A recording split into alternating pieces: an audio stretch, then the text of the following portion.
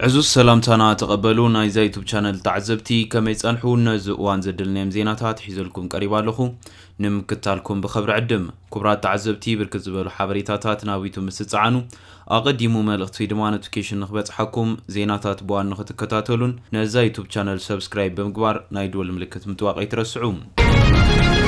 ماخلاي مبراق بزملكت سبر حبريتاتات ناوت يركبالو نابتوم سبر حبريتاتات مسن سجر بقدامنت بريزيدنت امريكا دونالد جي ترامب زفرح وسانه نموسان ابناي موداتا ساعات كم زبطحو تتصبطيبلهم ازون سراويت امريكا دوبات حيسوم ايران مرار وسانه كبو ابناي وداتا ساعات كم زركبو يتصبطيبو زلو بريزيدنت ترامب نز حساب بملعل از خوينات دحر حجي بناي نفت متقعد طرح كغصل سلازيكل ات خوينات بمدر بمقيار وتادرات امريكا دوبات حيسوم ابلعلي إيران ورار نخكايدو نمكبار دونالد ترامب يحاسبو مهلاوميو تغليصو زلوم ABC نيوسون از حبريتا بزملكت سفيح صبصاب حيزو وصيلوم ازن تدا خوينو ازيو زسنبدن زفرحن كونتات كفتر كم زخل لما تنتنتنا غلص يركبالو بزرزر اسمعكم حبريتا خوني بتخالي وغن دما قدما منستر اسرائيل بنجامين نتانياهو لومليت مغلص يهبو مالو نتانياهو ا مغلص يوم ان منغست ليبانوس قطتاو ملخت زحلف خوينوم هاجركم ليبانوس كيتعانو انت دادليكم نحنا زبلناكم غبرو زبل تزازون حليفو مالو نتانياهو ليبانوس زحلف وحال ملخت تايوم كم ان حزب ايران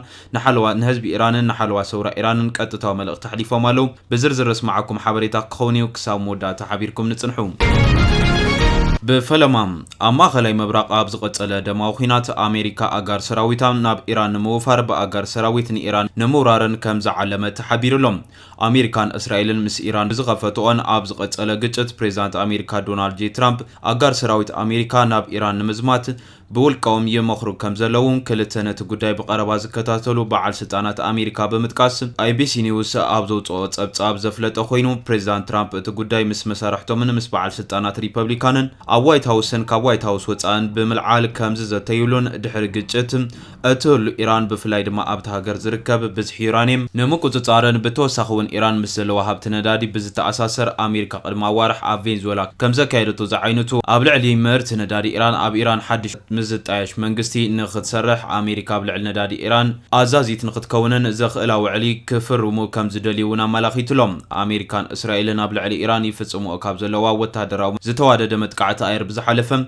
ناي بريزيدنت ترامب اغار سراويت امريكا ناب ايران خاطو ناي مغبار وطن بقندو ابلعلي ايران حال ورار نمفصام زيكونس زتوسن وتادرات ناوشت ايران بمئتاو فولي سرحت ابلعلي ايران نمكيار كمز حسبور ايتوهابت كمز حبروم زغلص خوينو ABC نيوس حبريتاتات كاب زهابو سبات سمعيو كم زبالهم استراتيجيكاو سنتات نمفصام نخحجزو زعل موالكوات خونه بريزيدنت ترامب كساب حجي بزعبا زغداي زحلفو وسانه يخون علاور ايتو كم زيلم ABC نيوس منጭታት بمتقات صبصيبلهم اتوم بعل سلطانات نزوالكوا تبالو بتتصارار ግን ቅድመ ማዓልታት ወሃቢት ቃል ዋይት ሃውስ ኾና ካሮሊና ሌቪት ከምዝ ዝኣመሰለ ኹነታት ብዝምልከት ንዝቀረበለን ሕቶም ኣብዛቦ መልሲ ሪኢቶታት ዝህቡ ውልቀ ሰባት ናይ ፕሬዝዳንት ኣሜሪካ ዶናልድ ጄ ትራምፕ ናይ ድሕንነታ መኸርቲ ይሰርሑሎም ካብ ዘለው ጉዳያት ወጻዩ ስለዚ ድማ እዞም ወታደራዊ ጉዳያት ብዝምልከት ሕጂ ሪኢቶ ክህብ ኣይደልን ብዝብል ሓሊፎነን ምን ዋላኳ ፕሬዝዳንት ትራምፕ ኣጋር ሰራዊት ኣሜሪካ ናብ ኢራን ከኣቱ ናይ ምግባር ጉዳይ ብዕላ ሓሳቦም ዝገለጽሉ ጉዳይ እንተዘይኮነ ምስናይ ቀረባ ኣመራርሓቶም ብዛዕባት ጉዳይ ይመኽሩ ከም ዘለው ግና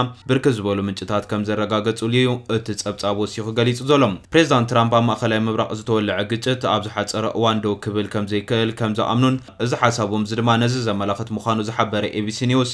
ኣብ ጸብጻቡ ኣሜሪካ ከም ዝኣመሰለ ስጉምቲ ኣብ ልዕሊ ኢራን እንተዳ ወሲዳ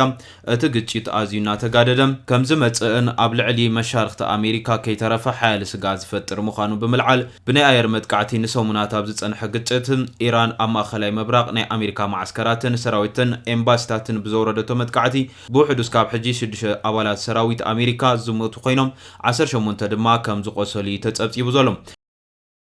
بريزيدنت ترامب قدم كبل مس نيويورك بوست ابزا كايد وقال محتت وتادرات امريكا ناب ايران نخاتو مغبار زبل بزملكت قريب لهم نزنبر حتم ملسا ابزا هبولو اغار سراويت امريكا ناب ايران ناي مزمات غداي بزح قلبو زهبو غداي كونن غندما نزك حسبلو زيغبر ممارص يلن كونتاتنا تغادد مسمصن كوسن ابزا غبان اوان كوسن يبزبل قدم كبل مزرابو ميفلط حج زلو دليت بريزيدنت امريكا دونالد جي ترامب اب فينزولا كم استخايد خلو اب ايران زتوسنو سلطنات ابالا ሰራዊት አሜሪካ ብፍሉይ ስርሒት ናብ ኢራን ንምእታው ዝደለዩ ኮይኖም ምናልባት እውን ኣብ ኢራን ዝርከቡን ክእለዩ ኣለዎም ብዝብል ዝሓሰብዎም በዓል ስልጣናት ከም ዘለዉ ዝሕበር ኮይኑ ግን ድማ እዞም በዓል ስልጣናት ብዝተለምደ መጥቃዕቲ ኣየር ምቕታል እንተዘይተኻይሉ ሓይልታት ኣሜሪካ ናብ ኢራን ከኣትዉ ብምግባር ነዞም በዓል ስልጣናት ቀቲሎም ብህፁፅ ንኽወፁ ምግባር ዝዓለመ ክኸውን ከም ዝኽእል ዘመላኸቱ ነበር በዓል ስልጣን ምምሕዳር ዶናልድ ትራምፕ ጄሮን ራይበር ግን ድማ እዚ ኣካይዳ ኣብዝሓ ኣሜሪካውያን ክቕበልዎ ዘይክእል ከም ዝኸውን ክሳብ ሕጂ ኣሜሪካውያን ከምዚ ዝኣመሰለ ስጉምቲ ንኽውሰድ ዘገድድ ኩነታት ከም ዘይተዓዘቡን ኣፍሊጦም ኣለዉ ብተመሳሳሊ መንግስቲ ኣሜሪካ ናብ ኢራን ወተሃደራቱ ዝልእኽ እንተደኣ ኮይኑ መንግስቲ ኢራን ድሕሪ ምውዳቑ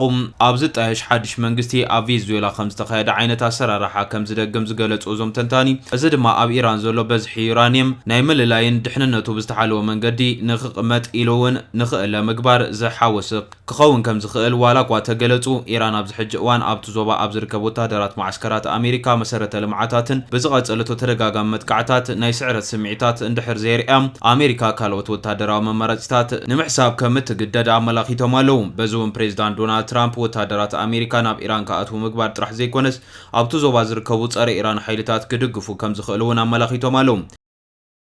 ምንም ዋላ እኳ ፕሬዚዳንት ትራምፕ እቲ ኩናት ብዝምልከት ቅድሚ ሰሙን ዝተወልዐ ግጭት ድሕሪ 4 ወይ 5 ሰሙናት ዶ ክብል ኢሎም ከም ዝሓስቡን ውጥኖም ንኢራን ምውራር ዘይኮነስ ፍቓዶም ዝሃብዎ ሓድሽ መንግስቲ ኣብ ኢራን ክምስረት ምርኣይ ከም ዝኾነ ብዕሊ ምፍላጦም ዝከር ኮይኑ በቲ ካልእ ወገን ግን እቲ ግጭት ዶ ከም ዘይብልን ንዘይተነፀረ እዋን ተጋዲዱ ክቐጽል ከም ዝኽእልን ዘመላኽት ርእይቶ እውን ከም ዝሃቡ ዘልዓለ ትጸብጻብ ሚኒስትሪ ጉዳያት ወፃኢ ኢራን ዓባስ ዓራግቺ ግን ኢራን ናብቲ ሃገር ንኽኣትዉ ንዝኽእሉ ወተሃደራት ኣሜሪካ ኣላየ ምድላዋት ጌራላም ወተሃደራት ኣሜሪካ ናብ ግዝኣትና ምሰኣተው ክወፁ ከም ዘይክእሉ ክፈልጡ ኣለዎም ክብሉ ገሊፆም እዮም ኣሜሪካን ወተሃደራት ንምውጋእ ተዳሊና ዝበሉ ኮይኖም እዚ ንኣሜሪካ ዓብይ ክሳራ ምዃኑ ፍሉጥ እዩ ሪሒቆም እውን ኣይመሓርናዮምን ተቐሪቦምና በለፀ ክብሉ እዮም ተሰሚዖም ዘለዉ እዚ ኣብ ዝኾነሉ እዋን ዶናልድ ትራምፕ ታሪክ ቬንዙዌላ ኣብ ኢራን ክደግም ኢና ብዝብል እዮም እናተሓነዩ ዝርከቡ ግን ድማ ኣብቲ ዞባ ዘሎ ኩነታት ናብ ዘፍርሕ ኩነታት ከም ዝቕይሮን ትራምፕ ብዕሊ ነዚ ፈቒዶም ሰራዊቶም ናብ ኢራን ዝልእኹ እንተደኣ ኮይኖም ኣብቲ ዞባ ዘፍርሕ ነገር ከጋጥም ከም ዝኽእል ተገሊጹ ዘሎም እዚ ከምዚ ኢሉ እንከሎ ቀዳማይ ሚኒስትር እስራኤል ቤንያሚን ነታንያሁ ንኢራናውያን ህጹጽ መግለጺ ሂቦም ኣለዉ ቀዳማይ ሚኒስትር እስራኤል ቤንያሚን ነታንያሁ ብቪድዮ ሎም ለይታ ኣብ ዝዘርግሖ መግለጺ ኣብ ልዕሊ ኢራን ዝካየድ ዘሎ ኩናት ብዘይ ምቁራጽን ብዘይ ድርድርን ብዕሊ ከም ዝቕጽል ብምግላጽ እስራኤልን ኢራንን ኣሜሪካን ሊባኖስን ብዝምልከት ሰፋሕቲ ዛዕባታት ኣልዒሎም ኣለዉ እስራኤል ኣብ ቀጻሊ ናይ ኩናት ምዕራፍ ኣብ ኢራን ዘሎ ስርዓት ሙሉእ ብምሉእ ንምዕላው ዘኽእል ውጥን ከም ዘለዋ እውን ኔታንያሁ ገሊጾም ኣለዉ ንሓለዋ ሰውራ ኢራን ኣብ ዝሕልፍዎ መልእኽቲ ድማ ንስኻትኩምን ናይ መጥቃዕትታትና ዒላማ ኢኹም ኣብ ዝኣተኹም ተኣተኹም ካባና ኣይክትስወሩን ኢኹም ኢዱ ዝህብ ምንም ዓይነት ጉድኣት ኣይክበፅሑን እዩ ስለዚ ዕጥቅኹም ብምፍታሕ ንኣሜሪካን እስራኤልን ኢድኩም ሃቡ ነዚ ዘይገብር ግና እቲ ደም ኣብ ርእሲ ዘሎ ክንመፂና ክብሉ ኣፈራሪሖም ኣለዉ ኔታንያሁ ገጾም ናብ ህዝቢ ኢራን ብምምላስ ናይ ሓቂ እዋን ቀሪብሎ ክብሉን ተሰሚዖም ኣለዉ ብምውሳኽ ድማ እስራኤል ኢራን ንምግምማዕ ትፍትን የላን ካብ ዘሎ ኣገዛዛ ሓራ ንምውፃእ ኢና ንፍትን ዘለና ብዝብል ብምብራህ ኣብ መወዳእታ ኢራን ሓራ ናይ ምውፃእ ጉዳይ ኣብ ኢድ ኢራናውያን ዝተመስረተ ከም ዝኾነ ዝገለጹ ኔታንያሁ እዚ ስጉምቲ ኣብ መንጎ ኢራንን እስራኤልን ሰላም ከም ዘስፍን ይኣምን እየ ክብሉ እውን ተሰሚዖም ኣለዉ ፕሬዚዳንት ኣሜሪካ ዶናልድ ጄ ትራምፕ ቅድሚ ሕጂ ኣብ ዝሃብዎ መግለጺ ቀዳማይ ሚኒስትር እስራኤል ቤንጃሚን ኔታንያሁ ቢቢ ኢራን መሳርሒ ኒኩሌር ንኸይትዕጠቕ ብዝኾነ ይኹን ዋጋ ደው ክነብላ ኣለና ምባሎም ዘዘኻኸሩ ኔታንያሁ ትራምፕ ካብ ማንም እዋን ንላዕሊ ንዝሓየለ ስምምዕ እስራኤልን ኣሜሪካን ዘርአይዎ ታሪኻዊ ኣመራርሓ ምስጋና ንቕርብ ኢሎም ኣለዉ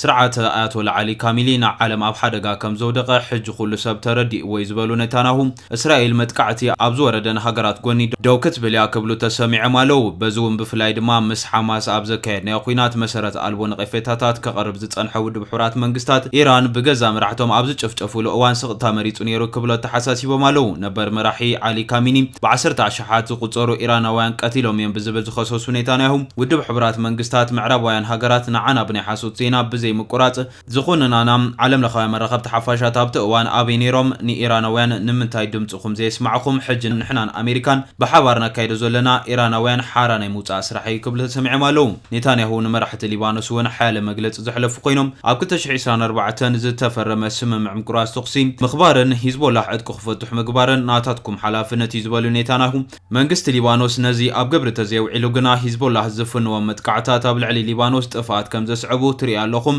ሊባኖስ ክነዕንዋ ኢና ክብሉ ተሓኒም ኣለዉ ናይ ገዛ ርስኹም ዕድል እትውስንሉ እዋን ሕጂ ዝበሉ ሌተናይሁ እስራኤል ዜጋታታን ከተማታታን ካብ መጥቃዕቲ ንምሕላው ምስ ሂዝቦላህ ብምውጋእ ሂዝቦላህ እጥቁ ክፈትሕ ትግበር ዝብል ሓይል ትእዛዝ እውን ሓሊፎም ኣለዉ እዚ ከምዚ ኢሉ እንከሎ ኣብ ኢራን ሓያል ዕንወት ዘጋጠመ ኮይኑ ኣብ ዋና ከተማ ናይ ኢራን ቴህራን ዝርከብ ትካል መኽዘን ነዳዲ ከቢድ መጥቃዕቲ ኣየር ከም ዝወረዶን መራኸብቲ ሓፋሻት ኢራንን እስራኤልን ጸብጺቦን ኣለዋ ወኪል ዜና ፋርስ ከም ዝጸብጸቦ ናይ ኣሜሪካን እስራኤልን ነፈርቲ ውግም ኣብ ደቡባዊ ቴህራን ዝርከብ መኽዘን ነዳዲ ዒላማ ዝገበረ ከቢድ መጥቃዕቲ ኣውሪደን ኣለዋ ዝበለ ኮይኑ ነዚ መጥቃዕቲ ስዒቡ ሰራዊት ሓለዋ ሰውራ ኢራን ነቲ መጥቃዕቲ ዝምጥን ዝበሎ መጥቃዕቲ